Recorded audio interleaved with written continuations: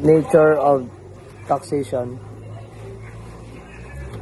Its inherent sovereignty. The power of taxation is inherent in the sovereignty as an incident or attribute thereof, being essential to the existence of every government. If it exists apart from constitution and without being expressly conferred by the people. Hence, it can be exercised by the government even if the Constitution is entirely silent on the subject. A constitutional provisions relating to the power of taxation do not operate as grants of the power to the government. They merely constitute limitation upon power which would otherwise be practically without limit. While the power of tax is not expressly provided for in our Constitution, existence is recognized by the provisions relating taxation. It is legitimately character the power to the taxes peculiarly and exclusively legislatively and cannot be exercised by one of the executive and judicial branch of the government. Hence, only Congress, our national legislative body, can impose taxes. The levy of tax, however, may also be made of a logical legislative body subject to such limitation as may be provided by law. Why study taxation? A. Taxation is the lifeblood of any waste. Without it, the state cannot exist, discharge the necessary function, and deliver the important services for the people. B. The conduct of social awareness regarding taxation so that people should share to the government so that the latter can perform the function of effectively and efficiency in the delivery of services, both on social and infrastructure projects. Taxation is essentially for any country because it funds the government's function and services. Without taxes, the government can provide necessary services like infrastructure and social programs. People need to understand and support taxation so the government can work effectively. Thank you. Taxation during the Commonwealth. Under this, surtax rate was added to income taxes. Cedula taxes are actually abolished and later a residence tax was imposed. The drafting of the National Internal Revenue Code took place. However, despite several efforts to solve the issue regarding the tax burden shouldered by the peasant, the same remains, and at the outbreak of World War II, economic development is still far-fetched. The statement talks about changes in taxes and the problems that followed, especially with income and property taxes. A new taxes rate was added to income taxes, and cedula taxes were removed and replaced by a residence tax. The National Internal Revenue Code was introduced to simplify tax collection and address tax issue. However, farmers still faced high taxes despite attempts to ease their financial burden. At the start of World War II, the economy was still struggling, showing that these tax policies did not help any more conditions to people, especially those in agriculture. Definition of tax. A tax is an enforced contribution, generally payable in money, proportionate in character, leveled by the law-making body of the state on persons, property or property rights where the state has its jurisdiction to raise revenue for the government and to finance all public needs. It means that everyone is required to pay to the government legally, like property tax, income tax, sales tax, corporate tax, estate tax, and etc. And tax is used to pay for public services like schools, social services, and roads. Good morning, everyone. I am the next reporter of Group 4. So my topic for today that I will be discussed to you, it is all about the three phases of taxation. So the three phases of taxation, these are the levy or imposition, assess and collection, and the third one is payment. First, let's tackle the levy or imposition. Levy or imposition, this involves the impact of taxation. So, it begins that the question, what is the impact of taxation? As what I have researched in Google say that taxation has a big impact and or contributions in our society. Why? Because in government, by collecting taxes from people and different businesses, especially in the Philippines, these taxes gathered may help to increase the funds of state that government pay things like public schools, public hospitals, and roads. Legislature is free to select the persons or properties or the businesses, interests, or privileges that may be subjected to imposition or burdens as long as the legislative body does not violate constitutional restrictions or limitations. Thus, the wisdom of any legislative enactment imposing charges or taxes upon inquiry. For further understanding in this definition, so legislature, which is the people who is in the legislative body, is free to select or free to choose persons or let's take the point, the pay taxer. For those who do not know the legislature and legislative body, here are some definitions. Legislature is people who are in the legislative body, and then the legislative body are the Senate, which the lower house, then the House of Representatives or the upper house. This House of Representatives is typically consists of elected representatives who are responsible for making laws. It has the right to impose laws like taxes as long as it does not violate the constitutional restrictions or limitations, rules and regulations.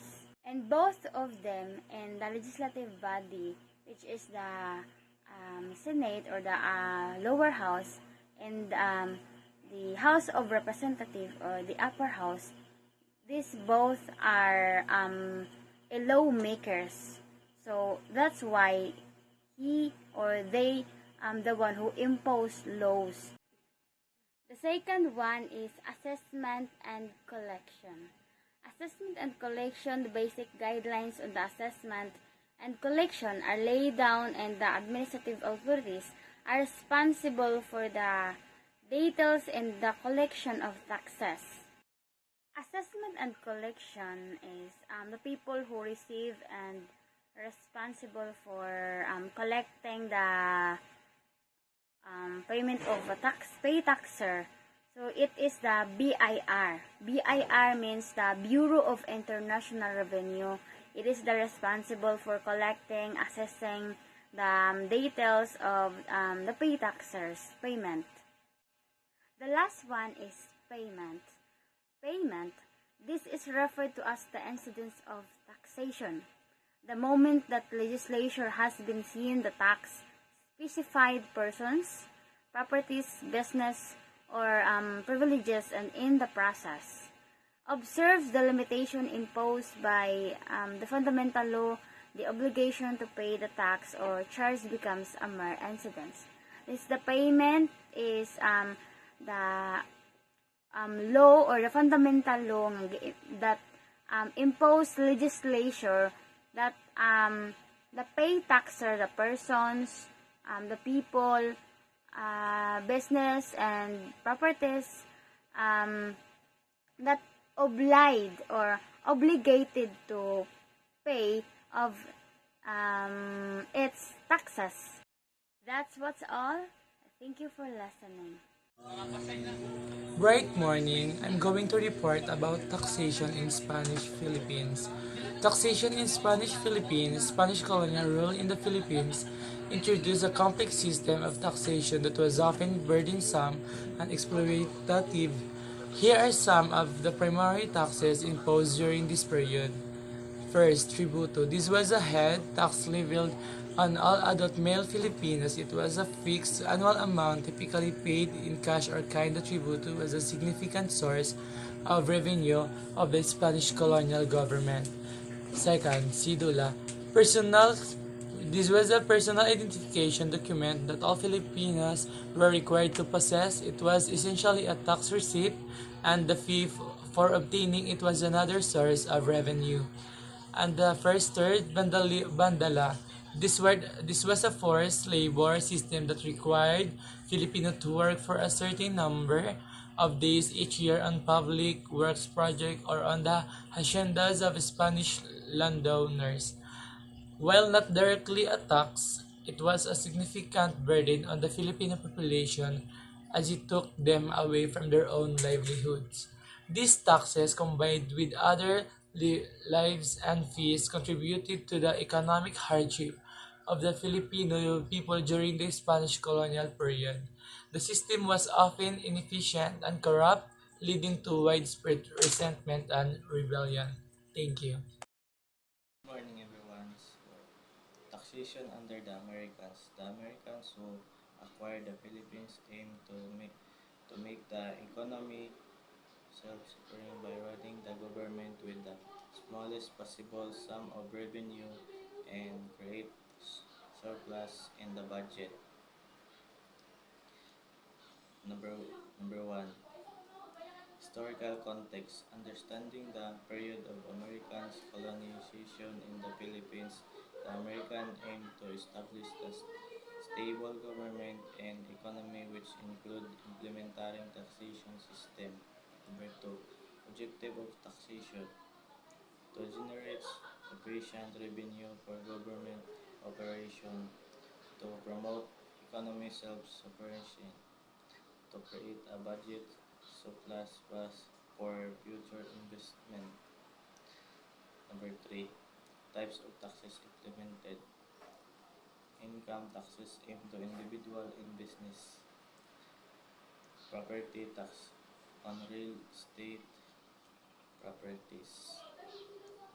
Excise taxes apply to specific goods such as alcohol and tobacco. Or for revenue management, focus on designing government expenditure, expression collector methods to ensure implements and reduce evasion. Thank you. The three phases of taxation. The three phases of taxation are levy or imposition, assessment and collection, and payment. First, levy or imposition. This involves the impact of taxation. The legislator is free to select the persons or properties or the business, interest or privileges that may be subjective to imposition or burdens, as long as the legislative body does not violate constitutional restrictions or limitations. Thus, the wisdom of any legislative enactment imposing charges or taxes upon inquiry. Second, assessment and collection. It is the basic guidelines on the assessment and collection are laid down. The administrative authorities are responsible for the details in the collection of taxes. The third is payment. This is referred to as the incidence of taxation.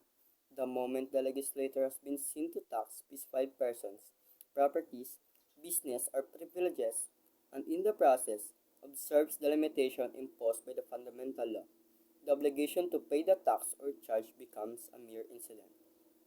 Purposes of taxation.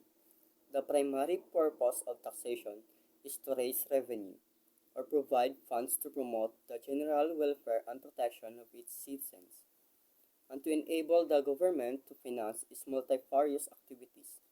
Besides its primary purpose, taxation is also designed to satisfy the following objectives. First, equitably distribute the wealth of the nation, referring to the state and donors' taxes.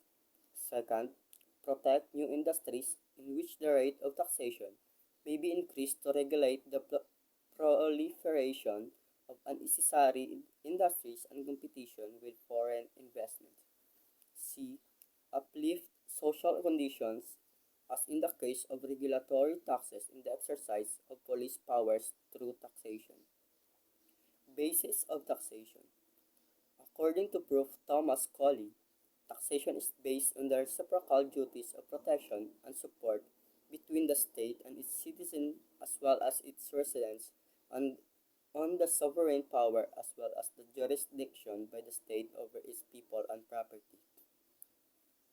Bureau of Internal Revenue Philippines or BIR. The Bureau of Internal Revenue BIR, Filipino, Kawanihan ng Rentas Internas, is an attached agency of Department of Finance. BIR collects more than one-half of the total revenues of the government. The function of this is the powers and duties of the Bureau of Internal Revenue are assessment and collection of all internal revenue taxes, fees, and charges. Second, enforcement of all forfeitures, penalties, and fines connected therewith, including the execution of judgment in all cases, decided in its favor by the Court of Tax Appeals and the ordinary courts. Third, it shall also give effect to and administer supervisory and police powers conferred to it by the National Internal Revenue Code and special laws. Fiscal policy from 1946 to present. After the war, rehabilitation funds is needed to cope up with the result of it. Despite the fact that independence of the country has been declared, dependency towards the Americans is imminent since we need to rehabilitate what has been destroyed. The regressive nature of tax system was still present even up to the time of Marcos' administration, despite numerous efforts to cater economic development. However, during the time of Corazon Aquino, tax reform programs were initiated. Hence, VAT is introduced. This was signed in 1986 and was put into effect in 1988. Economic growth was somewhat seen during the time of Ramos' administration. The short-lived administration of Estrada did not constitute any change in the tax system. Large deficits were felt during Arroyo administration due to the fact that the large expenditure was allowed without increasing tax collection. Hence, this prompted the government to devise new source of revenue. Thus the EVAT, under the time of Benigno Aquino III, excise taxes were the main focus, thereby strengthening the cost for sin taxes. Now, with the present administration promising for tax reform, train law, it is hoped that the same will result in the much desired economic development, particularly in income taxes as it vowed to lower income tax rates shouldered by working Filipinos. Last December 19, 2017, the President signed into law Package 1 of the Comprehensive Tax Reform Program, also known as the Tax Reform for Acceleration and Inclusion, or TRAIN, as Republic Act No. 109631. The law provides for the amendments for several provisions of the National Internal Revenue Code of 1997 on personal income, taxation, passive income for both individuals and corporations, estate tax, donors tax, value-added tax, excise tax, documentary stamp tax, and tax administration. Tax laws. There are three tax laws of Constitution. First, the Tariff and Custom Code as amended, Republic Act 8181. The second, Local Government Code. The third, Local Tax Ordinance, City Municipal Tax Code. Fourth, Tax Treaties, International Agreements. 5. Presidential Decree, Executive Order. 6. Decisions of SC, CTA, CA. 7. Revenue Rules and Regulations, rulings implemented by the BIR. Last, 8. NIRC, as amended, Republic Act 10963 or Train Law. Melchora Aquino. Melcura Aquino, also known as Tandang Sura, was born in January 6, 1812, in Caloocan. She was literate and intelligent woman, despite not having received a formal education. Melcura was also a talented singer who performed at local events. During the Philippine Revolution in 1896, Melcura played a vital role in providing medical care and support Filipino rebels, earning her title Mother of Katipunan. Despite facing arrest and deportation to the Marian Island by the Spaniards, she remained steadfast and refused to be betrayed and revolutionaries. After the United States took control of the Philippines in 1898, Melcura was allowed to return home and died at age of 107 on March 12, 1990. She was buried in the Himlangan Filipino Memorial Park of the Quezon City. Melcura heroic deeds during the Revolution are remembered, are honored in various ways, including how district and city road named her in Quezon City, and her image featured in 100 pieces bell. Melcura Aquino Breyer selflessness and indicate to the Filipino cause during the Revolution continue to be celebrated in the Philippines. Trinidad Dixon, a notable figure in Philippine history, is recognized for her contributions to the fight for women's rights and her involvement in the Philippine Revolution against Spanish colonial rule. Born on January 13, 1865, in the province of Bulacan, she played a significant role as a revolutionary leader and educator. Trinidad was born into a family which allowed her access to education, an uncommon privilege for women at the time. She was influenced by the progressive ideas of her father and was exposed to various reformist movements. Trinidad became actively involved in the revolutionary movement against Spanish rule. She was a member of the Katipunan, the secret society founded by Andres Bonifacio. Known for her bravery, she participated in several battles, demonstrating her commitment to the cause of independence. Advocacy for women's rights. Dixon was a strong advocate for women's rights and education. She believed that empowering women was crucial for the nation's progress. She established programs that focused on educating women, giving them the skills and knowledge to participate in societal change.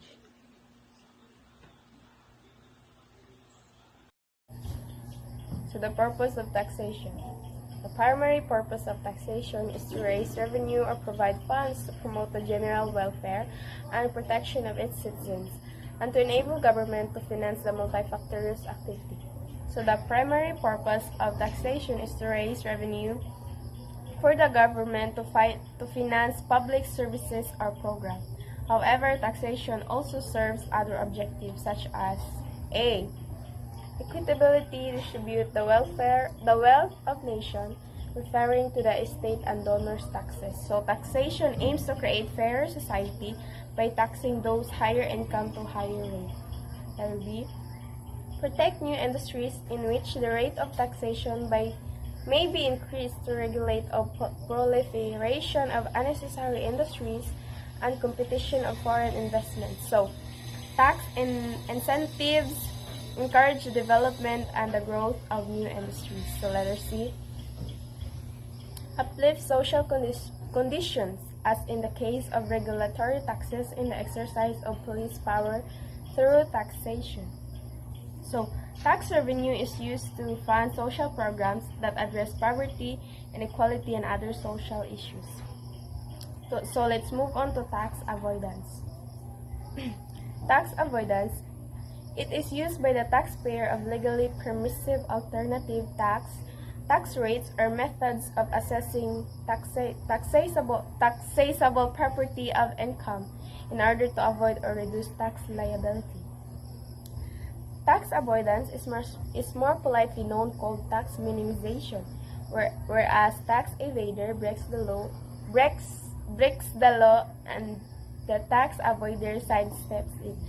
So, tax avoidance is the legal use of strategies to reduce taxes, while tax evasion is illegal and involves breaking the law to avoid paying taxes.